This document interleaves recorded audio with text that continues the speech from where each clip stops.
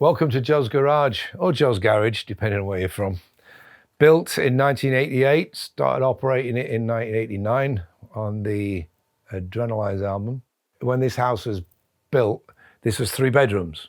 So what I did was knock the wall down between bedroom 1 and 2, and then knock a hole through bedroom 2 into bedroom 3, which became, that's the singing room, and this is a control room.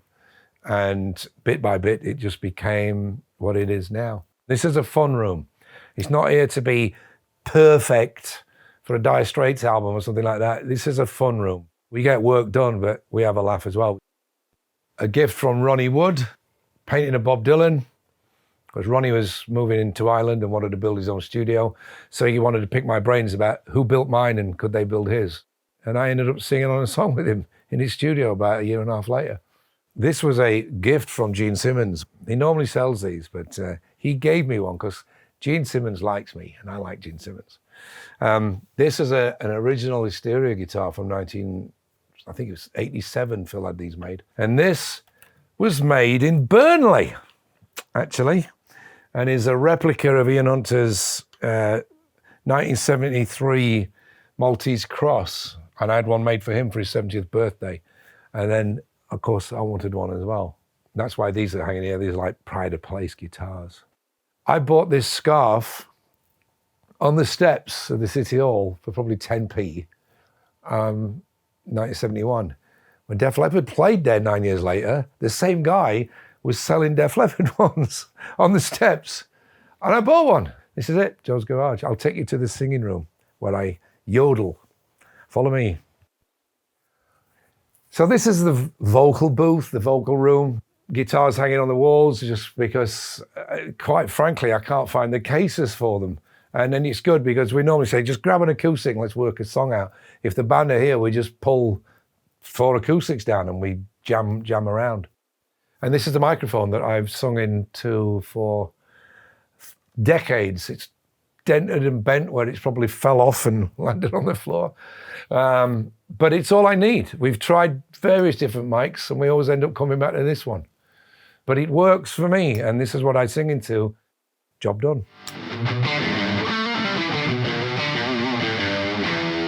Studios for me are an extension of your brain, not, oh, it's just a room where you set up and, like in the movies, you have the band and somebody goes, okay, lads, off you go. That's, yeah, that's what they did in Abbey Road in 62 to 66. But come, the Blue Beatles album, 67 to 70, they were probably recording some of it live. They're not doing loads of overdubs, they're turning the tapes backwards and inside out and upside down.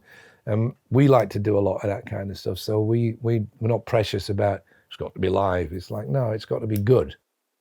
Pyromania, we were coming off the back of the High and Dry album, which was recorded very standardly. Analogue gear, Battery Studios in London, same studio that AC/DC did Back in Black in Highway to Hell, recorded by the same producer, same engineer, same methods.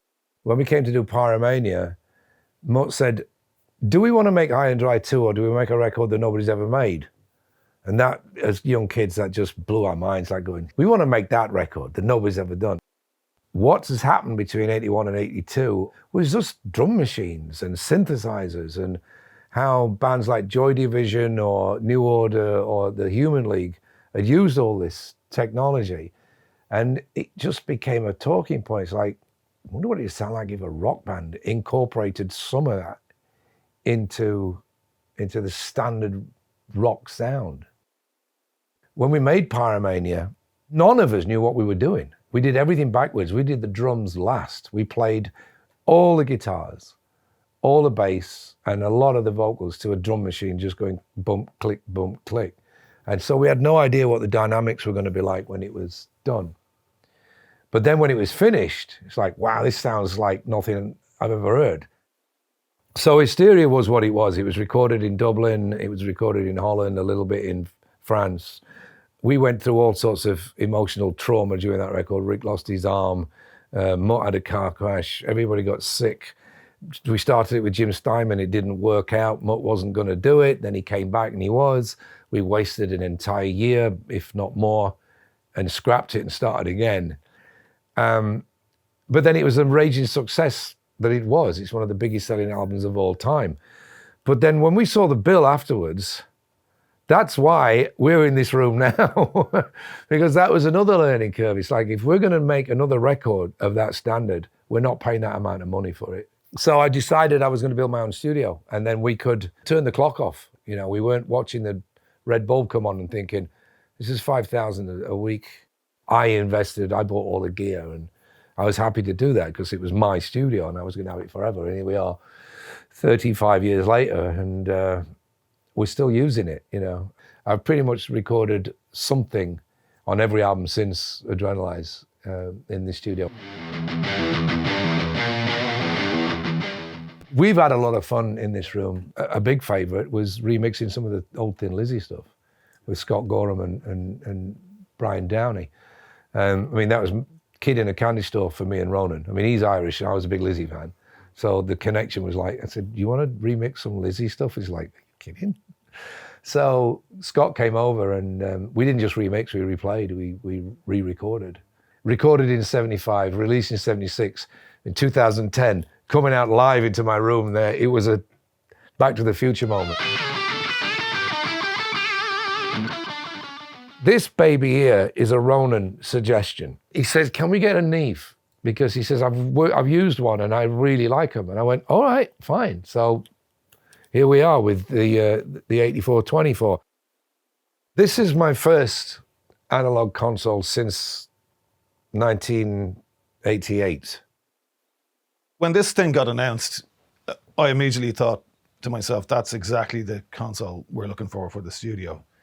We had a controller before, and trying to do everything in the box, like multi-input guitar tracking and that kind of thing, in the box is quite fiddly. And I originally came from studios, so getting back to that workflow was great because it's just more natural, it's easier, it's faster. We had a bunch of stuff and it was all in racks, and now it's all it's all here in front of me. Makes life easier, you know. Yeah, we didn't just buy one, we bought two. Here, basically, is tracking studio. That's mostly what we do here. And then down to my place, I do everything else there. So all editing, all arrangements, all that kind of stuff. We recorded Diamond Star Halos here, the East Coast of America, the West Coast of America, and in Sheffield, and mixed 8 minutes down the road in Ronan's literally garden shed studio. And it sounds like it could have been recorded in Abbey Road, you know, because this is the use of technology. And Bounce Boss was this incredible filing system that we used to send stems to each other, and you could work at your own leisure. It wasn't like, oh, you still doing that? I'm literally 10 minutes away, so if he comes up with something, I can be here, you know, and we can have something set up and ready to go really quickly. And that's how I will work in here. Be like, Ronan, I've got an idea for a new song. Are you free? Ideas get thrown down. I'll go home, pull the exact same session up in my studio, exactly as it is here. Then when I'm done down there, I might come up here just to kind of finish the mix off, bigger room. You just send a file up here. It's all here when I get here. Recall the desk in 2 minutes, maybe, if it even takes that long, and it's ready to go. Generally, I wouldn't have much more than 12 stereo stems. A lot of the work is done in the box, but then the summing happens here, and if I need to just tweak something, we have the automation too, and I can just put a little ride in here, and it just feels more like the way it used to be before we went in the box, you know. We're still in the box, but it's got that analog feel, and we are using the summing, and we're going through the master bus here. So it's great to be listening rather than looking, and actually, you know, letting your ears make the decision. This width thing is amazing. So sometimes I'll have a guitar stems, and I'll want wide guitars, and I'll have my regular guitars. My wide guitars, then I'll route to the master, stick a bit of width on it. It only needs a tiny bit. That goes back into the computer. And then the narrow ones just go straight out the directs back into the computer. Parallel processing in the box can be a bit of a nightmare. So now, like, say I have a guitar, right, and I want to do some parallel processing, and I bring it up on a fader here. I bring up this exact same thing on the next channel, And now I've smashed that through a DBX 160 or a distressor or something, and it's, cranked. And I'm summing them here. And I know it's doing what it's supposed to do. Then I bust them together through a group and back in the box, and I've got parallel processing proper. So probably my favorite thing about the 8424 is the summing end of it. Like, you're getting a sound of a Neve. It's going through that 80 series mix bus, and that's kind of part of the reason why you buy it, in the first place. How would I describe the Neve sound? Well, it's the old cliches, isn't it? It's warm. I mean, that's kind of it. Warm and fuzzy, I suppose. For want of a better way of describing it. I know you've heard that millions of times, but that's it gives you that warm and fuzzy feeling that you just know what you're getting with it, I would imagine what's going to happen in this studio between now and when we go back out on the road in 2024 is demoing new material, recording some new stuff that we have got on the go, and mixing some more live work that's just a permanent. We record a lot of stuff, and we filmed and recorded Bramall Lane, so that's a project that's ongoing at the moment. And I've got some vocals to sing on a couple of tracks for a box set that's coming out. So it's going to be me mostly in here, me and Ronan. I've had this studio for 35 years, and we lived with it as nearly a good studio. And then during the pandemic, I went, you know what? I'm going to actually make it into a fantastic studio.